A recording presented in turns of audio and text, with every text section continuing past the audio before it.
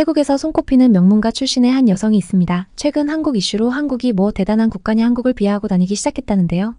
그런 그 여성이 자신이 욕하던 한국 때문에 개망신당하며 세계적 스캔들의 주인공이 되었다고 합니다. 과연 그녀에게 무슨 일이 있었던 걸까요?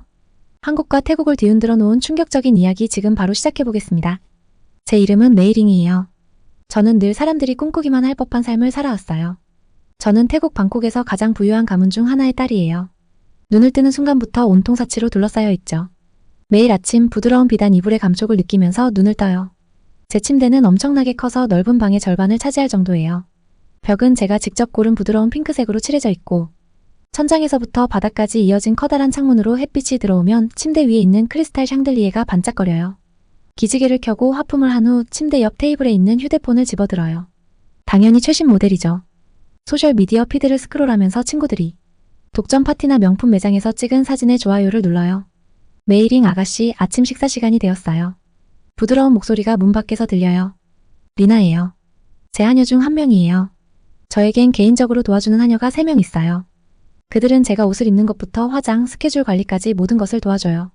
가끔은 다른 사람들은 이런 도움 없이 어떻게 지내는지 궁금할 때도 있어요. 들어오세요. 침대에서 일어나 앉으며 대답해요. 리나가 쟁반을 들고 들어와요. 갓 구운 크루아상 냄새가 방을 한가득 채워요. 리나는 쟁반을 제 무릎 위에 놓고 그 위에는 제가 좋아하는 아침 식사가 가득 차 있어요. 딱 알맞게 익은 딸기 한 그릇, 신선하게 짠 오렌지 주스 한 잔, 그리고 따끈한 크루아상까지. 모든 것이 고급 도자기 그릇에 정성스럽게 담겨 있어요. 아침을 먹는 동안 리나는 오늘 입을 옷을 준비해요. 오늘은 지난주에 산 새 디자이너 드레스를 입을 거예요. 가격은 보통 사람들이 한 달 동안 버는 돈보다 훨씬 비쌌지만 저에게는 그냥 또 다른 쇼핑이었어요. 아침 식사를 마치고 나면 1시간 동안 준비를 해요. 제 욕실은 어떤 사람들의 아파트보다 더 커요. 욕조는 5명도 들어갈 수 있을 만큼 크고 샤워기는 여러 개의 분사구가 있어서 작은 스파 같아요. 화장대에는 값비싼 화장품이 가득하고 선반에는 명품 향수가 빼곡해요. 옷을 입고 화장을 완벽하게 끝낸 후 저는 계단을 내려가요. 저희 집은 거의 궁전 같아요. 대리석 바닥에 벽마다 값진 예술품들이 걸려 있어요. 실내 수영장과 홈시어터를 지나 차고로 가요. 오늘은 어떤 차를 원하세요, 아가씨? 차고에 들어가자 운전사가 물어요. 고급 자동차들이 줄지어 있어요. 페라리, 람보르기니, 롤스로이스. 각 차 한 대 값이 대부분의 집값보다 비싸요. 빨간 페라리로 할게요. 제가 오늘 입은 새 드레스와 잘 어울리거든요. 방콕 거리를 페라리를 타고 달리면서 창밖을 내다봐요. 사람들은 출근을 하고 학생들은 학교로 가고 길거리 상인들은 음식을 팔고 있어요. 그들의 삶은 너무 평범해 보였어요. 저런 삶은 상상조차 할 수 없었어요. 제 친구들과 저는 우리가 얼마나 행운아인지 자주 이야기해요. 우리는 태국인으로 태어난 것에 감사해야 해요. 태국이 세계에서 가장 위대한 나라라고 배우거든요. 다른 나라들, 특히 한국 같은 작은 나라들은 우리에게 하찮게 느껴져요. 한국은 도대체 뭘 한 게 있어? 제가 지난주에 친구 리사에게 했던 말이 생각나네요. 저희는 고급스러운 루프탑 파티에서 샴페인을 마시며 도시의 불빛을 내려다보고 있었어요. 그들은 우리를 따라할 뿐이야. 태국이 없었다면 그들은 아무것도 아니었을 거야. 리사도 고개를 끄덕였어요. 맞아. 사람들이 왜 한국 드라마나 케이팝에 집착하는지 이해가 안 돼. 다 우리 문화를 싸구려로 흉내내는 거잖아. 저는 늘 세상을 그렇게 바라봤어요. 태국이 중심이고 다른 모든 나라는 그 밑에 있다는 생각. 특히 한국 같은 아시아 국가들은 태국의 그늘에서 살아가는 것이 당연하다고 생각했어요. 제가 몰랐던 건 이 완벽해 보이던 저의 세계가 곧 크게 흔들릴 거라는 사실이었어요. 하지만 지금 방콕의 거리를 페라리를 타고 달리면서 저는 여전히 모든 것을 가지고 있고 다른 사람들을 내려다보는 특권층 메이링일 뿐이었어요. 저는 평범한 저녁 식사 한 번이 제 인생을 바꿀 거라고는 상상도 못했어요. 그런데 그게 바로 방콕의 어느 쌀쌀한 가을 저녁에 일어났죠. 저는 방콕에서 가장 고급스러운 레스토랑인 더 골든 피닉스에 있었어요. 이곳은 오직 가장 부유하고 중요한 사람들만이 들어갈 수 있는 곳이에요. 벽은 금박으로 덮여 있고 테이블은 희귀한 나무로 만들어졌으며 심지어 젓가락에도 옥 장식이 달려 있었어요. 저는 늘 함께하는 친구들, 저와 비슷한 부유하고 힘 있는 가정의 아이들과 함께 있었어요. 우리는 비싼 와인을 홀짝이며 고급스러운 음식을 천천히 먹으면서 웃고 떠들고 있었죠. 그때 리 웨이가 말했어요. 그 끔찍한 한국 드라마 봤어? 다들 그 얘기만 하더라. 저는 비웃었죠. 헐, 그딴 걸 누가 본다고?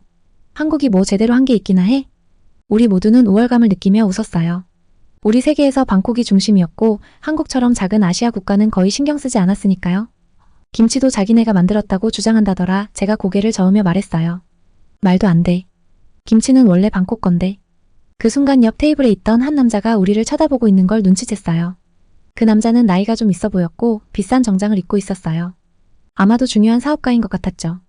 놀랍게도 그 남자가 일어나 우리 테이블로 걸어오는 거예요. 저는 우리가 너무 시끄럽다고 뭐라 할 줄 알았어요. 그런데 그 남자는 공손하게 웃으며 말했어요. 실례합니다만 대화 내용을 잠깐 들었는데요. 한국에 대해 조금 오해가 있는 것 같아서요. 순간 얼굴이 뜨거워졌어요. 이 남자가 무슨 자격으로 남의 대화에 끼어드는지 화가 났죠. 그래요? 저는 일부러 지루한 척하며 말했어요. 뭐가 오해라는 건데요? 남자는 미소를 잃지 않고 말했어요. 우선 김치는 확실히 한국에서 시작된 음식이에요. 유네스코에서도 그렇게 인정하고 있죠. 제가 반박하려는 순간 남자가 말을 이어갔어요. 그리고 더 중요한 건 한국이 세계에 기여한 게 생각보다 많다는 거예요. 이제 저는 짜증이 나기 시작했어요. 예를 들어서 뭐요? 제가 도전하듯 물었죠. 남자는 여전히 침착하게 말했어요. 삼성, LG 같은 세계 최고의 기술 회사들이 있고요. K-팝이나 한국 드라마는 전 세계에서 인기를 끌고 있어요.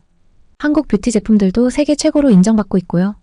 저는 친구들을 힐끗 쳐다봤어요. 제 편을 들어줄 줄 알았는데 다들 눈을 피하며 불편해 보였어요. 남자는 계속해서 말했어요.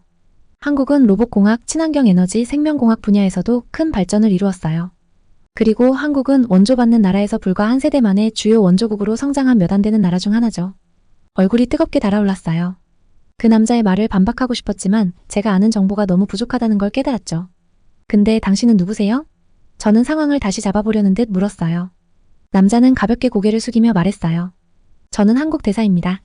실례를 범했다면 죄송합니다만 꼭 바로잡고 싶은 오해가 있어요. 그렇게 그는 자신의 자리로 돌아갔고 저는 할 말을 잃었어요.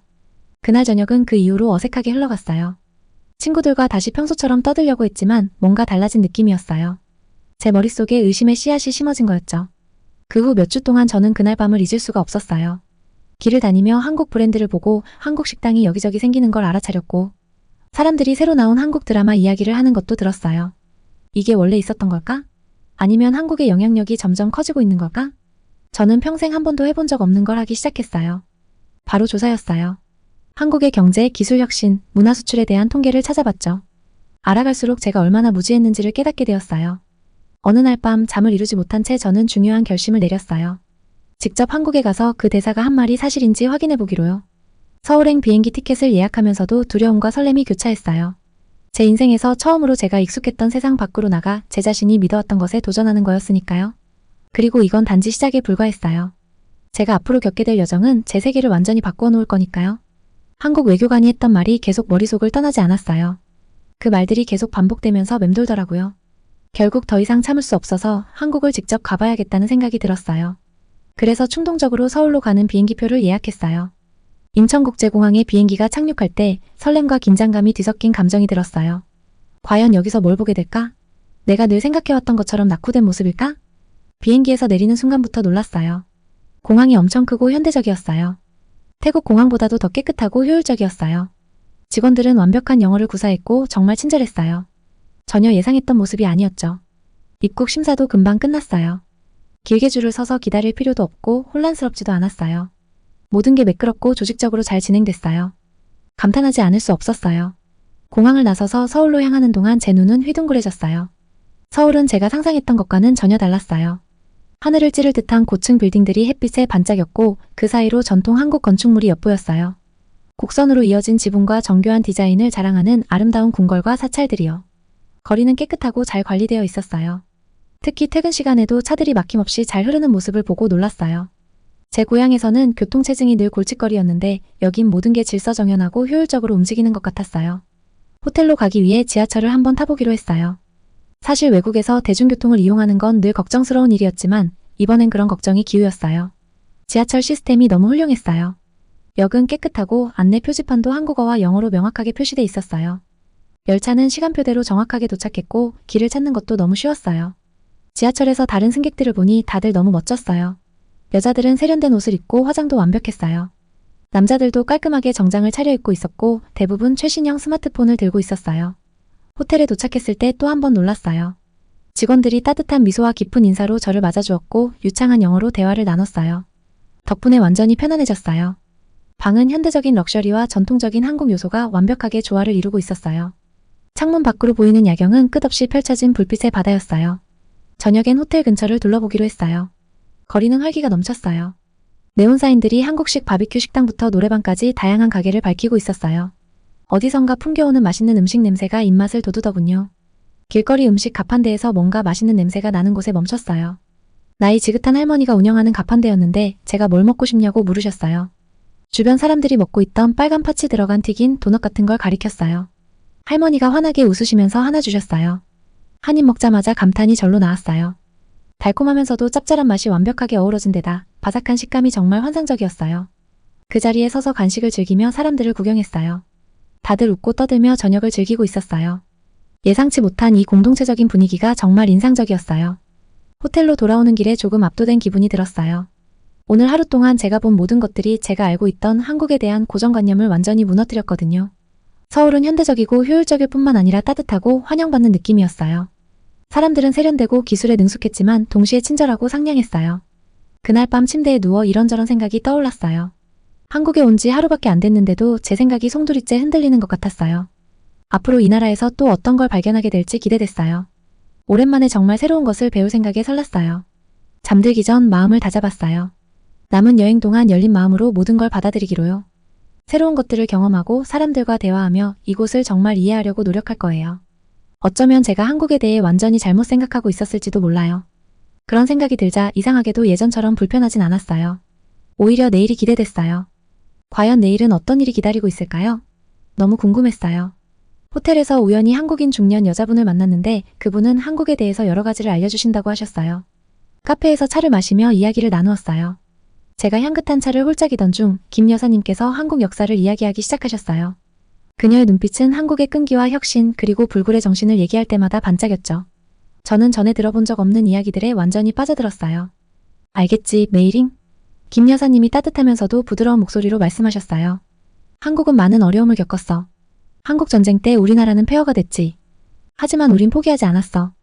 열심히 일해서 다시 일어섰고 그 어느 때보다 강해졌단다. 저는 고개를 끄덕이며 한국에서 본 반짝이는 고층 빌딩들과 효율적인 지하철 시스템을 떠올렸어요.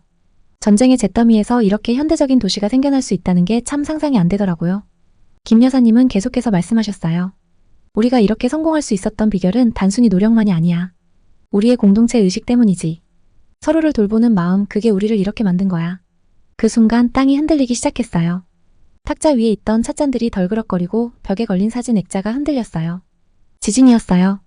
제 심장은 미친 듯이 뛰고 목까지 공포가 차올랐죠. 그런데 김 여사님은 너무도 침착했어요.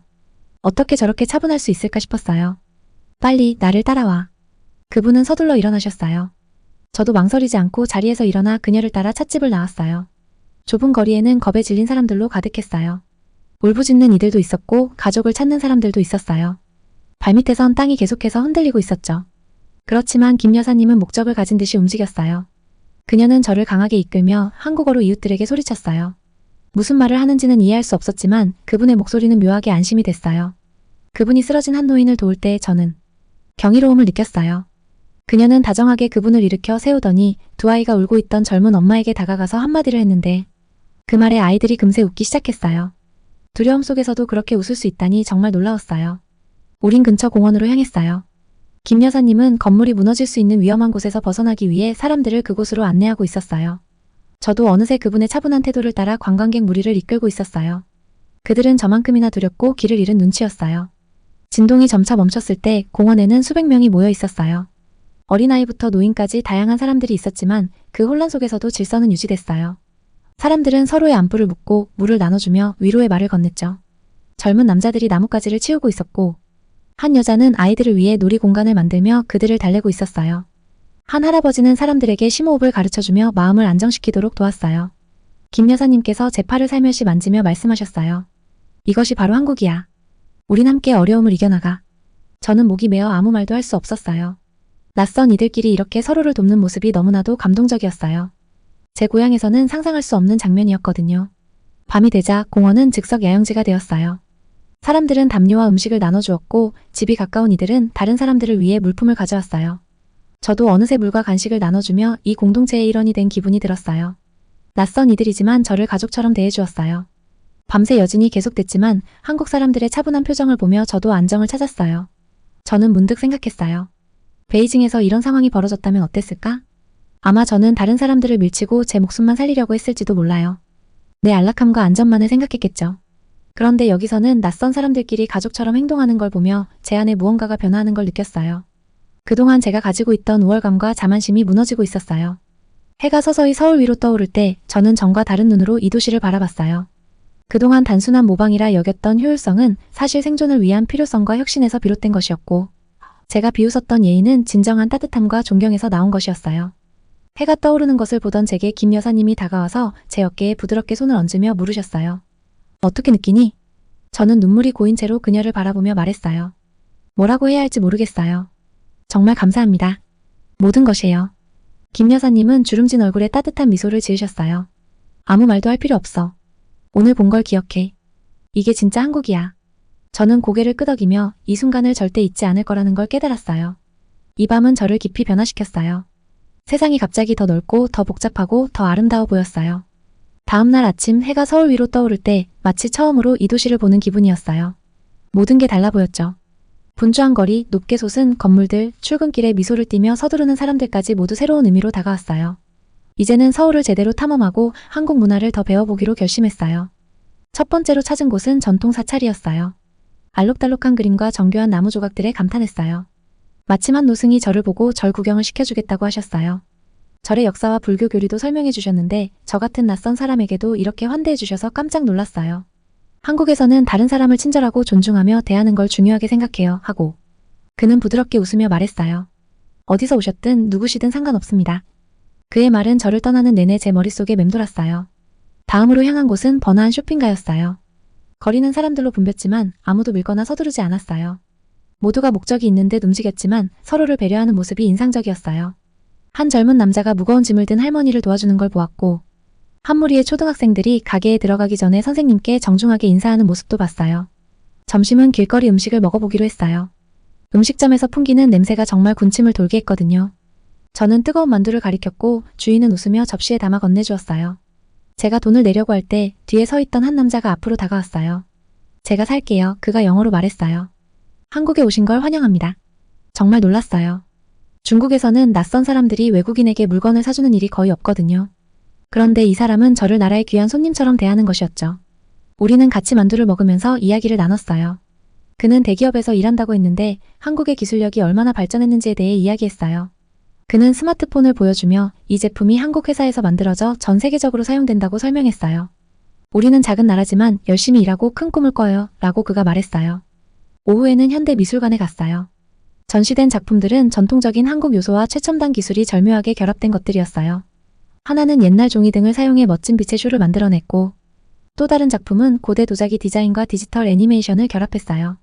한국이 어떻게 그들의 풍부한 역사와 혁신을 조화롭게 유지하는지 완벽히 보여주는 사례였죠. 박물관을 걷다가 외국인 관광객들에게 설명하는 가이드의 말을 엿들었는데, 그녀는 한국어, 영어, 중국어를 자유자재로 바꾸면서 모두가 이해할 수 있게 설명하고 있었어요. 그 언어 능력과 문화에 맞춰 설명을 조정하는 모습에 정말 감탄했어요. 저녁에는 고급 한국 레스토랑에서 식사를 하기로 했어요. 종업원들은 전통적인 한복을 입고 있었지만 식당 내부는 세련되고 현대적이었어요. 음식은 예술 작품처럼 정성스럽게 준비되었지만 그 맛은 따뜻하고 익숙했어요. 음식을 먹으면서 깨달았어요. 한국 문화가 저도 모르게 중국 요리에 얼마나 많은 영향을 주었는지 말이에요. 저녁 식사 후 한강을 따라 산책을 했어요. 가족들은 강변에서 소풍을 즐기고 연인들은 손을 잡고 걷고, 친구들은 음악을 틀고 춤을 추는 모습이 정말 여유롭고 즐거워 보였어요. 다양한 사람들이 한데 어우러져 저녁을 함께 즐기고 있었어요. 그때 대학생 무리가 저를 보고 손을 흔들었어요. 그들은 K-팝 댄스 연습을 하고 있었는데 저보고 같이 춤추지 않겠냐고 했어요. 처음엔 망설였어요. 중국에서는 이렇게 공공장소에서 춤을 추는 일이 흔하지 않거든요. 그런데 그들의 열정이 너무 전염성이 강해서 저도 모르게 웃으며 그들과 함께 춤을 따라하기 시작했어요. 춤을 추고 이야기를 나누면서 이 학생들이 얼마나 큰 꿈을 가지고 있는지 알게 됐어요. 한 명은 외교관이 되고 싶어 했고, 다른 한 명은 과학자가 되고 싶어 했으며 또 다른 친구는 자신의 회사를 세우고 싶어 했어요. 그들은 학교에서 열심히 공부하면서 무엇이든 이룰 수 있다고 믿고 있었어요. 그들의 낙관적인 태도와 열정이 베이징에서 만났던 한국 외교관을 떠올리게 했어요. 그때 제가 그를 얼마나 무시했는지 생각하니 부끄러웠어요. 이 젊은이들은 아무도 얹혀가는 것이 아니라 자신들의 길을 스스로 개척해 나가고 있었어요. 창의적이고 끈기 있게 말이죠. 밤이 깊어갈수록 우리는 강가에 앉아 서로의 삶에 대해 이야기를 나눴어요. 학생들은 중국에 대해 궁금해하며 편견 없이 진심으로 질문을 했어요. 그들은 한국의 역사와 문화에 대해 이야기를 나눴고 저는 제가 얼마나 많은 것을 모르고 있었는지 놀랐어요. 한 여학생이 자신의 할머니 이야기를 해주었어요. 할머니는 한국 전쟁을 겪으셨어요. 모든 걸 잃으셨지만 희망을 잃지 않으셨어요. 열심히 일하며 삶을 다시 일구셨고 자식들에게 더 나은 기회를 주셨죠. 그게 바로 한국의 정신이에요. 우리는 넘어져도 다시 일어서는 사람들이에요. 그녀의 이야기를 듣고 김 선생님이 지진 때 사람들을 도왔던 모습이 떠올랐어요. 이 회복력과 공동체 의식이 한국 문화에 깊이 뿌리내려 있다는 걸 깨달았어요. 그날 밤 호텔로 돌아오면서 제 머릿속은 그날 경험한 것들로 가득했어요. 제가 경험한 한국은 제가 생각했던 뒤처진 중요하지 않은 나라와는 전혀 달랐어요. 이 나라는 활기차고 혁신적이며 따뜻함이 가득했어요. 한국을 우습게 보며 중국이 모든 면에서 더 우월하다고 믿었던 저 자신이 부끄러웠어요. 이제 보니 두 나라 모두 저마다의 강점과 약점이 있었어요. 한국의 성공이 중국의 성취를 깎아내리는 것이 아니었죠. 두 나라가 모두 번영할 수 있는 공간이 있었어요. 처음으로 제 오만함이 부끄러웠어요. 한 나라와 그 국민들을 아무것도 모르면서 단정지었어요. 내가 또 얼마나 많은 것들을 잘못 알고 있을까? 다친 마음 때문에 얼마나 많은 것을 놓쳤을까? 잠에 들면서 스스로에게 다짐했어요. 앞으로는 세상을 열린 마음과 따뜻한 마음으로 대하겠다고요. 이해하려고 노력하고 판단하지 않기로요. 그리고 작은 나라가 가진 큰 꿈을 결코 과소평가하지 않겠다고요. 비행기가 서울을 떠날 때 저 자신이 완전히 다른 사람이 된 것처럼 느꼈어요. 일주일 전에 한국에 도착했던 메이링은 이제 없었고 대신에 겸손해지고 호기심이 많아지며 배울 준비가 된 새로운 제가 있었죠. 창밖으로 점점 멀어지는 서울의 불빛을 바라보며 제가 경험했던 모든 것을 떠올렸어요. 지진이 났을 때 낯선 사람들에게 받은 친절, 역사와 문화를 담고 있는 맛있는 음식들, 그리고 도시 곳곳에서 느껴지는 완벽한 옛것과 새로운 것의 조화. 하지만 그 중에서도 가장 많이 생각난 건 만났던 사람들이었어요. 먼저 김 여사님이 떠올랐어요. 주름 가득한 미소로 차를 따르며 한국의 과거 이야기를 들려주시던 모습이요. 또 만났던 젊은 기술자들의 빛나는 눈빛도 잊을 수가 없어요. 그들은 제가 본 최신 기술들을 자랑스럽게 보여줬거든요. 길거리 노점상에서 따뜻한 미소와 함께 어묵국을 건네주던 상인들도 생각났어요. 그들의 소박한 친절이 제 마음에 큰 울림을 줬죠. 비행기가 중국 영공에 들어서자 속이 답답해졌어요. 이렇게 많은 것을 배운 뒤에 과연 예전의 삶으로 돌아갈 수 있을까? 친구들과 함께 앉아 다른 사람들을 험담하던 제 모습이 생각만 해도 구역질이 나더라고요. 집에 도착하니 부모님이 저를 기다리고 계셨어요. 엄마는 제 엉망인 머리와 캐주얼한 옷차림을 보고 실망스러운 눈빛으로 물으셨어요. 여행은 어땠니? 에? 전 깊은 숨을 내쉬며 천천히 대답했어요. 정말 많은 걸 배웠어요. 아빠는 미간을 찡그리며 물으셨어요. 배웠다고? 한국에서 도대체 뭘 배울 게 있다는 거냐? 잠시 동안 옛날에 제가 아빠 말에 동의할 뻔했어요. 아빠의 말에 동조하고 다시 예전처럼 우월감 속에서 편안하게 지낼 수 있을 것 같았거든요. 하지만 그 순간 김 여사님의 용기가 떠올랐어요. 지진 속에서도 굴하지 않았던 그분의 모습이요. 그래서 저는 몸을 꼿꼿이 세웠어요. 우리가 이웃 나라들로부터 배워야 할 것들이 정말 많아요, 아빠. 한국은 우리가 들었던 것과는 달라요. 정말 혁신적이고 친절하며 굉장히 회복력이 강한 나라예요. 부모님은 걱정스러운 눈빛으로 서로를 바라보셨어요. 그들이 제 말을 이해하지 못하는 것 같았지만 괜찮았어요. 저는 많은 일을 해야 했고 그 첫걸음은 그들로부터 시작해야 했으니까요. 그 후 몇 주 동안 저는 제 인생 속에서 이방인이 된 것처럼 느껴졌어요. 친구들은 왜 더 이상 쇼핑을 하러 가거나 남들을 험담하는데 관심이 없는지 이해하지 못했어요. 제가 한국에서 경험했던 이야기를 들려주려 해도 그들은 눈을 굴리며 다른 주제로 넘어가 버리기 일쑤였죠. 천천히 저는 그들로부터 거리를 두기 시작했어요. 대신 새로운 경험과 사람들을 찾아 나섰죠. 한국어 수업을 등록하고 한국 대사관에서 열리는 문화행사에 참석하기 시작했어요. 어느 날 다문화 박람회에서 자원봉사를 하다가 익숙한 사람을 마주쳤어요. 바로 처음에 제 시각을 도전했던 그 한국 외교관이었죠. 그분은 저를 보고 놀란 듯한 표정으로 말했어요. 메이링? 거의 못 알아볼 뻔했네요. 저는 약간 부끄럽고 감사한 마음으로 웃으며 고개를 살짝 숙였어요. 사과드려야 할 것 같아요. 당신이 맞았어요. 제가 완전히 잘못 생각했어요. 외교관은 부드러운 미소로 말했어요. 사과할 필요 없어요. 생각을 바꾸는 것만으로도 충분해요. 그게 여행과 문화교류의 진정한 힘이죠. 우리의 마음과 생각을 열어주는 것 말이에요. 우리는 대화를 나누며 제가 한국에서 겪은 일들과 그 경험들이 저를 어떻게 변화시켰는지 이야기를 나눴어요. 그리고 돌아온 이후에 겪었던 어려움과 제 삶에서 소외감을 느꼈던 것들에 대해서도요.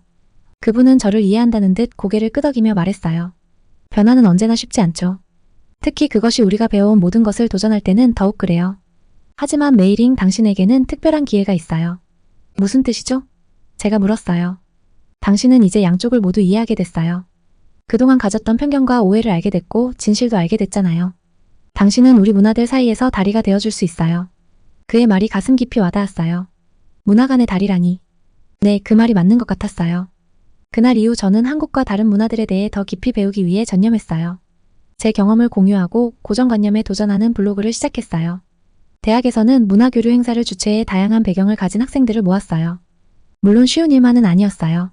가끔은 저도 모르게 예전 습관으로 돌아가 판단을 내리는 자신을 발견했어요. 또 왜 내가 변했는지 이해하지 못하는 사람들의 비판을 받기도 했고요.